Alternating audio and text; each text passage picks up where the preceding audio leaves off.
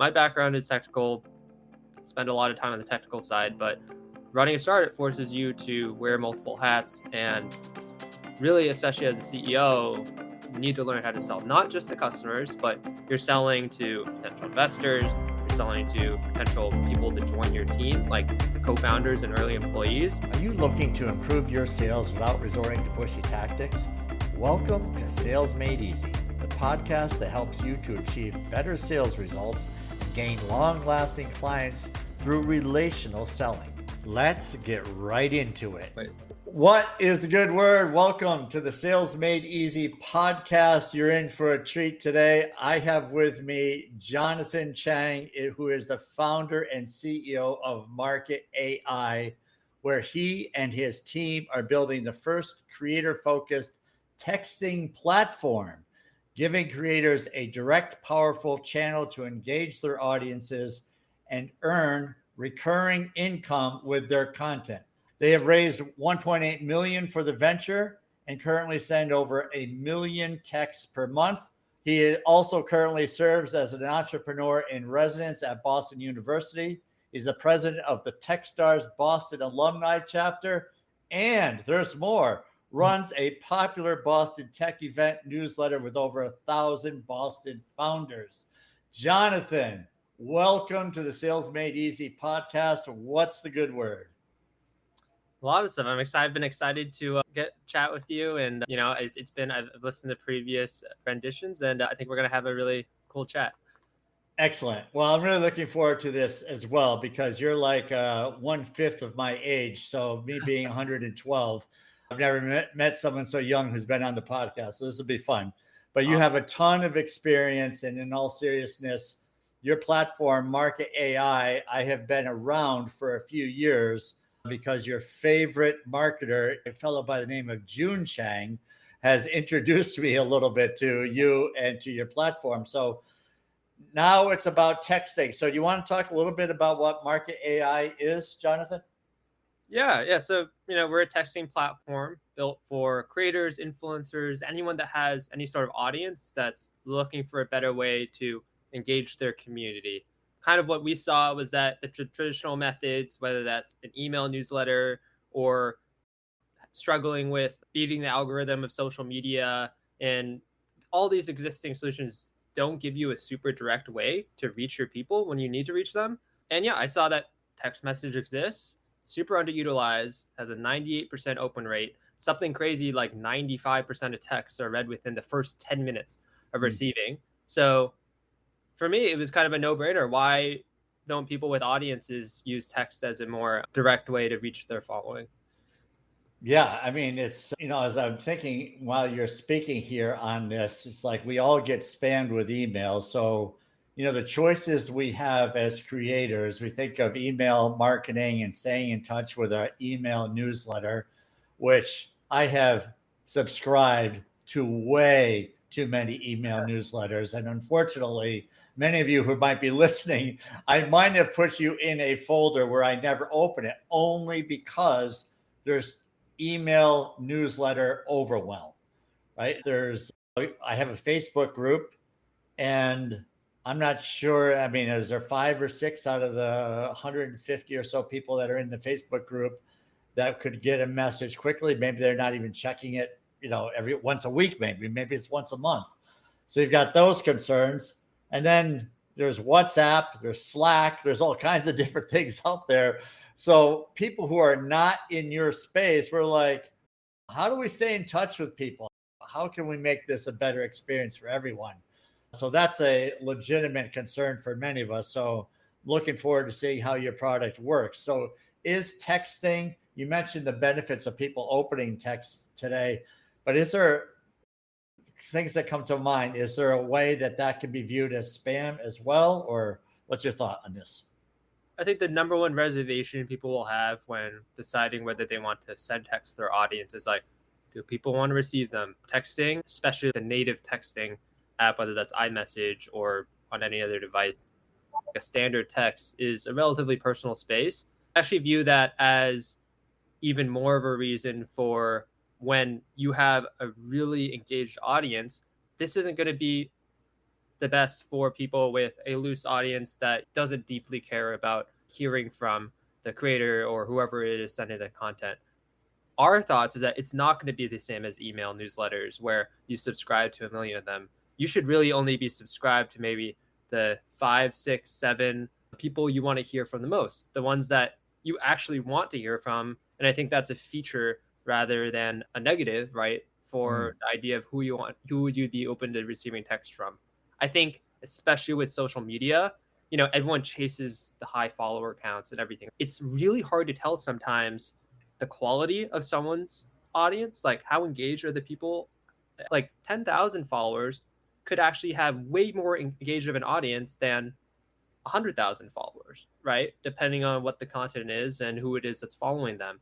So I think like starting a texting newsletter is a great way to like figure out who truly values your content and does want to hear from you. Yeah, it's great. I mean, so you just made me think here. I think one of the things I have done in the past is I've accepted the email newsletter to be nice. Like someone sends me an email and say, "Hey, would you subscribe to my email, my newsletter?" Or they message me on LinkedIn. And so, yeah, you're a friend, but it's not content that is going to be super valuable for me. So that was really helpful, is maybe subscribe to only those that you actually would read that Yeah. are helpful for you. So that's good advice. But then the idea here of where texting is today, one of the things I've seen is that a couple of your clients are using this, and I've subscribed to the messaging. And one of the things I picked up on pretty quickly was I had to not just accept the text, but it took me to another spot where I said, I think it was an email or something, where I had to actually say, yes, this is verifiable. I do want to receive these texts, more or less. Mhm. Is that, do I have that right? Yeah, and we make sure that people are most of the time running their newsletters in an opt-in method, right? Like Mm, the thing we tell people not to do is go and buy 10,000 phone numbers from Apollo or Zoom Info and just upload them all in, then people are going to be pissed, right? yeah. And it really should be like an intentional thing where people choose to receive the messages. And I think we see that in kind of the not just like anecdotally, but in the numbers themselves, right? In terms of what opt out rates look like when people are more intentional, when they do choose to subscribe to something, the opt out rates are significantly less, right? Like we've seen when people upload a bunch of numbers, opt out rates can be like 30 to 40%. Mm. Versus when people are opting in, those are like, I mean, usually under 5% like lifetime. Oh, okay. Yeah. So the thought you mentioned too was the number of followers. We like the shiny objects of having more followers or more interaction or something. And we're looking for likes and it's all this stuff that does not really matter at the end of the day Mm-hmm. too much, right? Maybe it moves us around in the algorithms a little bit, but likes and followers do not necessarily pay the bills. Mm-hmm.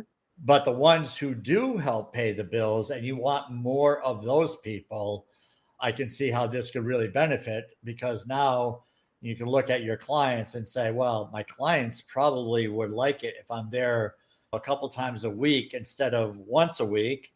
And they're seeing me, and maybe they're getting a little gentle reminder or something along those lines. So I think there's tons of value in it. But what has been the reaction of creators and small and business owners in general when they hear about what it is you're doing? Yeah, I think and something we haven't touched on yet is another thing about texting that's really interesting is it actually costs more to send a text than it does to send an email. Okay. Significantly more, almost 100, like 50 to 100 times more. Because I mean, emails are basically free to send, Mm. and that itself is also similar to I think what like text inboxes being personal. I think also that barrier where you don't just want to send a text to everyone because it does cost money to send messages. You don't just want a massive, like, honestly, you want to make sure that anyone that's receiving a text does want to receive it. And also, you as a creator are getting value out of people that subscribe. One of our core features is the ability to charge for access to receive text. So, like, subscribing to a paid version of the text messages. And what we see from that is that people will have less subscribers on their text than they will on an email newsletter, but often those are just filtering out the people that aren't really engaging with the emails anyways, and you're just purely reaching the people that are actually engaging with your content. So both sides are almost incentivized, right? This whole my text inbox is personal to me, so I only subscribe to the things I really care about. And then from the creator side, hey, I only want people that are actually engaging with my content because it costs me money to send out the text versus who cares if I have 100,000 people on my email newsletter. I didn't even consider that. So I am not one who has until recently looked into this. But when you think of the, I have no idea. So forgive me for the dumb question, but I thought my texting was free when I'm texting, like with my team or whatever I have TNT plan. So I get free texting, but you're saying that's not really the case, though, right? If I wanted to text a number of people, so in my phone I have texting capability. I guess if I had to go through the process, I would have to pull up or create a group or something. I don't even know. Probably create a group of whatever, 100 people and text them and everyone's in the group. So that sounds cumbersome right there. But is that kind of how it would work if someone didn't have your service or they look at another service? So walk me through that if you can. Yeah, so on someone's standard cellular plan, right, you get unlimited texting. And I think that these carriers, they're just assuming that you're not going to send enough of a volume if you're just using a personal cellular plan for them to end up losing money. But yeah, I mean, it does basically when you are sending any sort of like business text, any sort of text messaging that's not on a personal plan, it's on a per message basis. So every time you send a text to a recipient, it actually ends up being roughly 1 cent per text that you send. Okay. So because I have two friends, I would be paying 2 cents. So that's not so bad. Thank you for sharing that. In your journey, you came up with this idea, I imagine with you and some people around you. How did this idea come to an existence? Yeah, so I think actually you were exposed to it a couple of years ago, back when we were actually a different sort of platform. We were as recently as a year ago focused on event ticketing. Like our whole platform was of helping people host their events, and we had this feature that allowed you to text blast out to your attendees and your guests, to the people, and like send out reminders, let people know about future events and everything. And what ended up happening was, yeah, we had early adopters, people liked the platform, but actually the primary reason people loved using the platform was because they loved the texting features. In actually some ways, we had a number of clients that like in the ticketing space were required to use another provider. Like a lot of times venues will require you to use whichever one they have a contract with. And it was oftentimes a big barrier. They're like, hey, I would much rather use your platform because of these texting features. And because of that, we were like, why? Well, okay, so why build a ticket? Let's just focus primarily on the texting. So that we ended up executing that pivot last year, and it's allowed us to work with a lot more of these people. This was kind of just the demand driven thing with as we were working with event organizers. And now that we're less focused on the ticketing, it's allowed us also to work with all sorts of creators, not just event creators. This opens up a whole new range of potential clients for you then. I've got to believe, right? Because there's a ton of creators and not every one of them, not a lot of them are putting on events. Yeah, so like before, we're primarily only working with people that would host events, and they would send out texts to whether it's a club night or like a comedy show or whatever it might be. But yeah, no, I've been particularly excited about like now that we've transitioned and pivoted to primarily just the texting platform, this creator use case, because I think it is just a massive challenge for creators today to effectively reach the audience in the same way they were when social media first like came out and everything, right? And it's like with all the noise that's out there, it's really hard to cut through, and it just felt like a major problem that didn't have association and like is important. If you can't reach your audience, you can't monetize. Your audience is your business, right? That is the meat of what gives your business value. Someone recently I know lost their Instagram profile, thousands and thousands of followers. And she posted, she says, I lost my Instagram. And there's nothing that Instagram says I can do about it other than create a new profile. So control. It's so out of your control, these platforms. Yeah.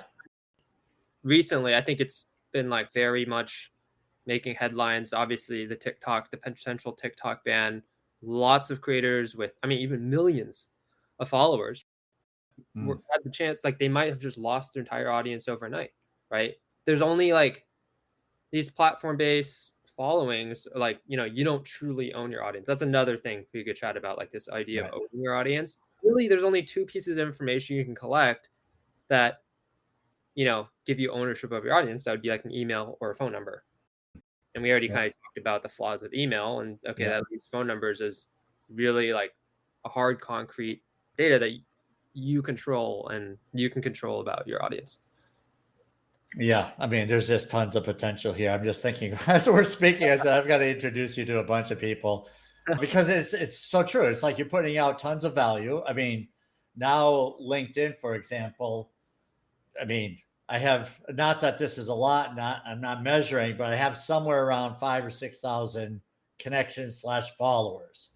I used to get maybe a year ago, 100 time flies, but I used to get somewhere between 1,000 and 3,000 views per post.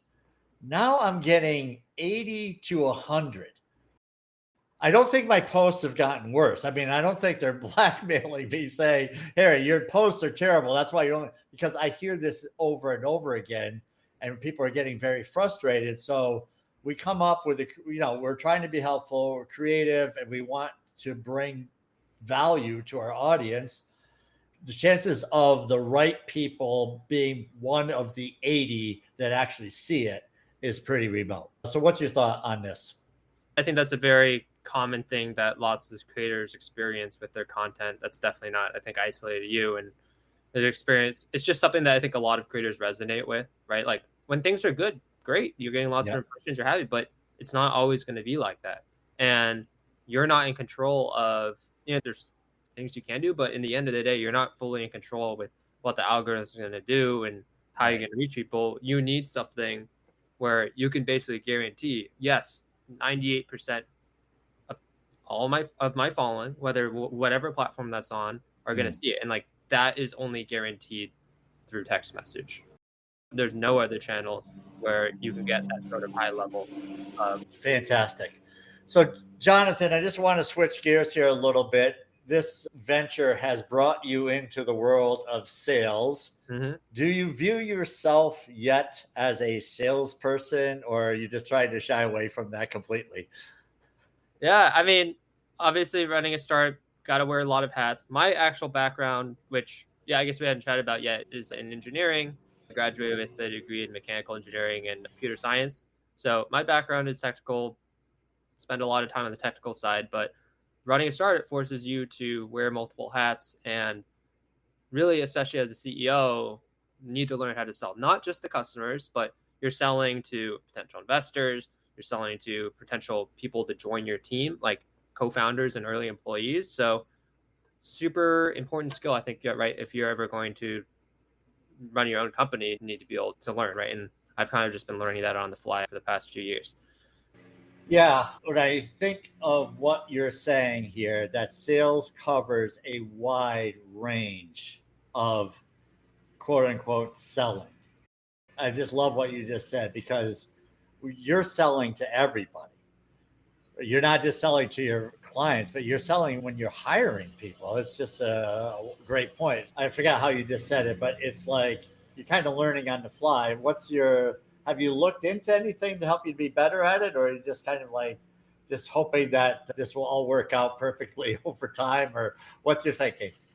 Yeah, I think that's the fun part of entrepreneurship is that rather than going to business school or taking courses or a lot of that work, like as an entrepreneur, if you want to start a business, one option, you can go to business school, right? And many people will go to, like around here, a lot of Harvard Business School folks that launched successful companies. But then another option is you can also just start your company and make mistakes. Don't get me wrong, that those mistakes can sometimes be costly, right? When you make mistakes, but definitely like the learning by doing mantra.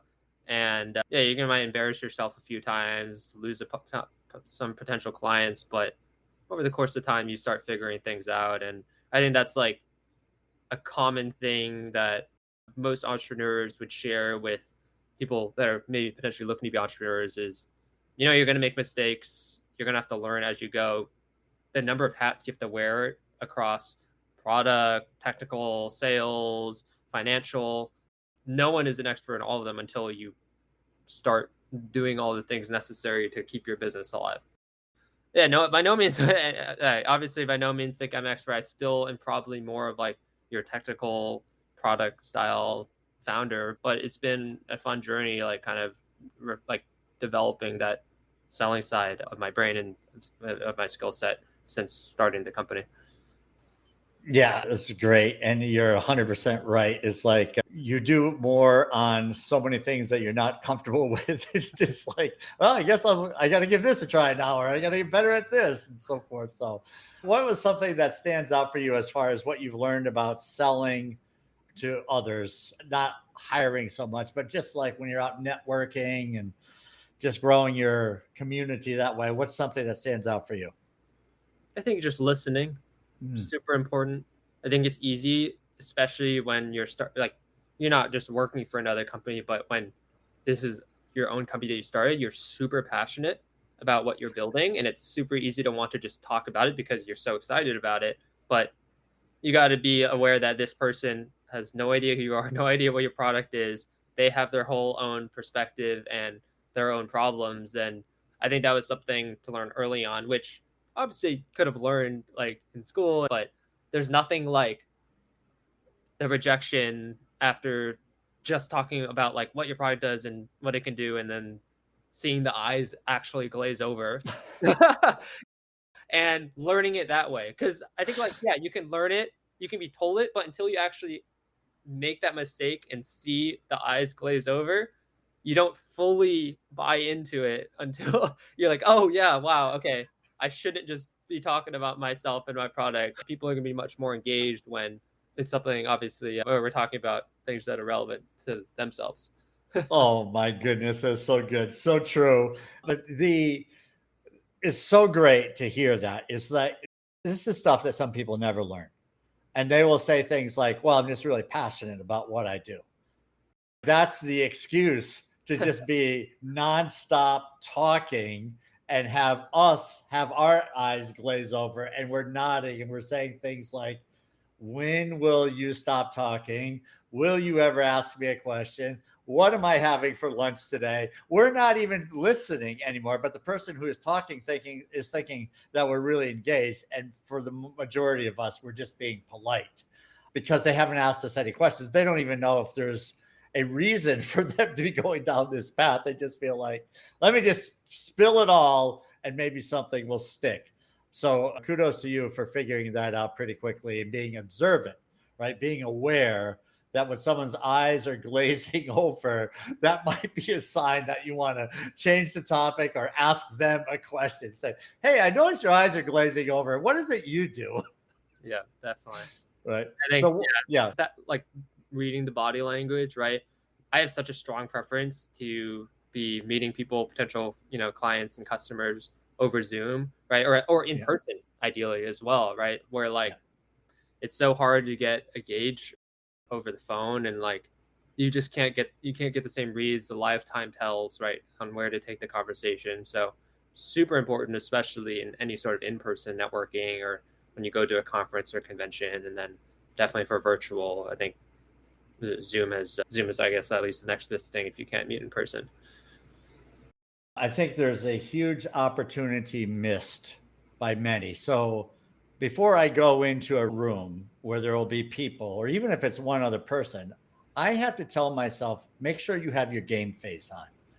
Do not think about the traffic or something your teenager did or whatever. You've got to have your game face on and be in the zone because people are buying energy as well, right? Yeah. So it's not just your product or service, but they're buying the energy that you bring.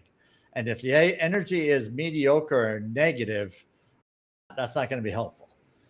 But in Zoom, we can go from one meeting to the next with no in between, and it just becomes like I'm watching TV, right? I'm watching a YouTube video. It's not like you're lighting up the room. I think that's real hard to bring that kind of energy into a Zoom meeting. If you're not even aware of it, the chances are you're not doing it and you're missing out on a huge potential there. But again, if your prospect is 3,000 miles away, like some of us are, then you've got to use it. But I think you have to use it with some awareness that your body language, the lighting, all of that matters. I think there's no substitute for the face to face, the handshake, the grip of the hand, the warmth of the person.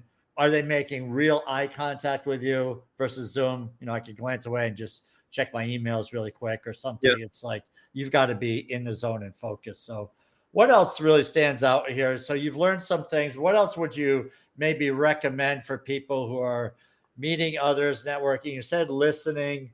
What else would you say is important or that you've learned? You actually, to expand on something you just said about hey, you hop on a meeting, especially if you're going meeting to meeting. Something I hate the most when I see like on LinkedIn and this whole idea of like when people post like their calendar with like 10 back-to-back meetings, like 30 meetings, like that Yep. day. This whole idea of like, oh, look at this sales hustle culture. I have my calendar, but like I look at that, I'm like, there's no way you can go into every meeting with that same energy, especially like maybe you could do it for one day, but I think that's like such like a almost like a toxic part of this whole idea of hustle culture, especially sales hustle, like the back to back to back to calls, where like if you have no time to follow, like I think it's so important to follow up with every single person you meet with, as well as like do some level of preparation, even if it's just a few minutes for Yeah. every meeting. Where like I think the whole like there's been a lot of positives with Zoom, but the Zoom style, like especially like customer meetings, allow you now to do this back to back. Where like I think that's just like I don't know, maybe that's a hot take. A lot of people post about that whole thing, but I think it's just very hard to be super intentional with any person you meet with, and if you're not going to be, why even take the call, right? 100%. I'm so in agreement with you. I think it has a lot to do with the personality. So I'm a person that I can go for a while speaking to people, but then I have to crash, right? I Yep. have to go do something. So when I say people, I mean, if I go back to back, that's it. I can't go three. And so what I do now is like if my calendar just for some is I make sure that I have an hour break between meetings or half an hour break. If I'm doing a podcast, I'm not going to do more than two in a day because when I've done more, most of the times it's one. When I've done more than when I've done podcasts back to back, guess what? The second podcast isn't nearly as energetic as the first one. Mhm. So, yeah, you got to know yourself. And I'm not judging people, but that's something that we have to look at as an individual and say, am I really giving this person the best? Or am I viewing sales as a numbers game? And if I just fill up my calendar and I talk to 8 people a day or 10 people a day, eventually this is going to be what that call sounds like. Hey, Jonathan, let's cut to the chase. I do sales coaching. Is there any interest on your end in something like that? No? Okay, great. I got to run. And I've literally been on conversations like this where people are just burnt out, fried, and it's like they have no interest in me. And there could have been legitimately connection. I think of one in particular who I caught him at the bad part of the day or something, but he wanted to meet with me. And I was like, dude, there's not a chance that I'm going to give you a referral. And I know people that he could work with. But if you're going to treat people like that, I'm not going to open up my community to be treated like that. I mean, I totally agree. It's a slightly different topic, but all of these AI tools out there now that like almost allow you to 10x your reach with sales and everything. It's more important than ever to be genuine and personable and human with interactions with potential clients and customers, because there's this whole idea like, oh, I can have an AI SDR or BDR that can reach out to 10 times the number of people. And you look at my LinkedIn feed is full of that, like the whole using these AI agents to reach out to a bajillion people and it's 10xing my business. You look at the messages, it's just like the most AI generated, most obvious, least personal thing you've ever seen. Who's going to open that? Who's going to engage with that? Right. And I think it's just like, I actually think it's an advantage that when other people are trying to, just spray and pray with these AI tools, because it actually then makes the personal outreach and people that are willing to invest the time into, each potential relationship stand out that much more. Yeah, amen to that. I have played around with the AI tools. There are some people out there that must think I'm totally whacked, will never talk to me. It's like I was commenting on posts I had no business commenting on. It was just so off the charts wrong. I was trying to delete 200 comments on posts before people could read them. And I didn't get them all. But I mean, it was just like, I'm done. This is not me. This is not the real Harry Speight. So we got to be really careful. I mean, is there a place for AI? I'm sure there is. And I use it to some degree. But when you're commenting on people's posts, it's like, really? Is this where we need to be? Just the whole, if you go out in person networking and say, Jonathan, it's a great conversation. I'm going to hand it off to my bot here. My apprentice is going to do the rest of the conversation and catch me up later because I got to meet more people. No. What's It's that? the whole idea that like there's this conspiracy theory that the internet is now just consists mainly of just bot activity and automatically generated content, right? I think like to some degree it's like so obvious but I think it's easy to tell, and like I think it just makes the importance of in-person networking that much more Right. important.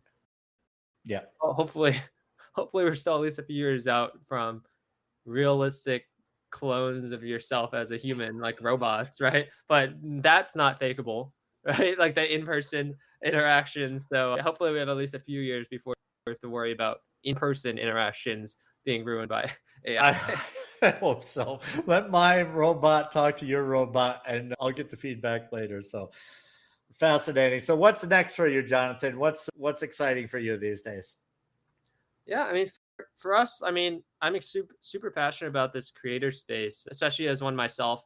With my Boston Tech Event newsletter that I run, I just like that is just continued growing. I've gotten good feedback from folks that engage with it every week, and my goal is just like, hey, like I want other people to have the same experience that I am with how I'm running my newsletter through text. Is this whole idea that like with text, it's a lot easier for people to reply and you get much more two-way engagement than you would Mm. through like an email or on a social media post. And yeah, I think that helps perpetuate like more conversation, right? That's like another advantage there. And like for us, it's still about like finding, we've worked with a number of coaches. We're also working with artists, musicians, and fitness, nutrition influencers, everything. And it's exciting to see who needs to reach their audience, who is it most important for the audience, and figuring out in what niche we do want to expand in, because that's also something that I feel like we've learned by doing is that you can't service everybody at once, right? And you need to start with some sort of niche, solve very specific problems, that you have some sort of beachhead market that you can target. So that's an exciting thing for me to figure out. We have case studies and experiments going with lots of different types of creators, and just figuring out who do we want to really hone, what sort of niche do we really want to hone in on, who we can help ideally the most, who do we Right. have 10x better solution for. Fantastic. Jonathan, is there anything that I missed that you wanted to bring up about this? I think we hit a lot of fun topics. I think the AI topic is such top of mind for a lot of people right now, and how that impacts sales and marketing.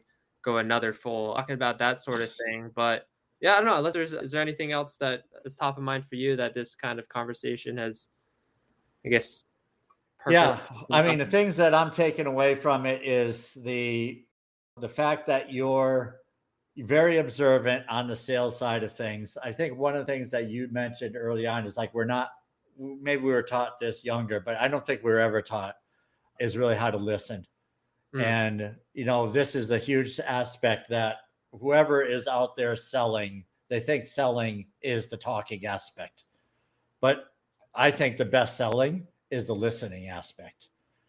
And there's been a lot of people that have said this. They're way smarter than me that have said people don't remember what you say, but they'll remember how you make them feel. And the biggest opportunity is there is making good eye contact, listening, great body language, showing that you're engaged, asking follow-up questions. And then the person walks away and said, wow, that Jonathan Chang really cares. So the key thing is for us in the sales world, I believe, is something that you've figured out relatively quickly, is to get people engaged, ask questions about them, and good things will happen. And one other thing that stood out, I think, was that when you said when you build up your audience through texting, people recognize you when they see you in person. It's kind of Oh, like you're like a different persona in person, right? Do you want to just touch on that real quick? I thought it was pretty cool. yeah, yeah. In one of my previous conversations, we talked about kind of a fun aspect of this is that when people subscribe to my text, since like not many people send out regular text, right? Like they think it's me sometimes that are like just generally reaching out to them. And then when they see me in person, I might have not talked to them in like 6 months or a year, but they'll be like, wait, hey, I feel like we were just talking, like, and then they'll be like, oh, wait, it's just because I get this text from you every Monday, right? And it just feels so much more personal. And like, I think that points to everything else we were talking about as well in terms of the personalization and like making people feel like there's this human aspect to it. I think texting inherently is very human. And yeah, it's like a fun little dynamic where a lot of people say they'll look forward to the text. I've even had someone tell me at an event like, "Oh, like it's so good to hear from you every Monday. Like you're the only one that sends me texts on a Monday, and you'll be the only text I receive that day, and it makes me feel so good." I'm like, "Oh, okay, I'm glad. I'm glad that's the case." But A lot of people need a hug out there. A lot of people need a hug. definitely. Jonathan, where can people find more about you and this great service you're providing? Yeah, so a few different places. If anyone that's listening is in the Boston area and interested in like the tech or startup community, I'm sure that when this is posted, we can include a link to my newsletter that I run. The link is it's marketai.com/u/Jonathan, and we'll probably include that link somewhere. LinkedIn is probably where I'm most active on social media. Please connect me through me there. And yeah, if anyone listening is interested in starting their own text newsletter, would love to connect. I always love chatting with people and hearing about their audience and what their message is they're trying to share with the world. Yes, and I can vouch for your level of conversation quality. It is a conversation. It's not a pitch. Having experienced Jonathan, and I'm definitely looking into his product, and I've got to get around to it, all the 50 other things I'm doing, but it's legit, and I definitely recommend having a conversation or looking him up. So, Jonathan, welcome. Thanks again. Welcome to the end of the show.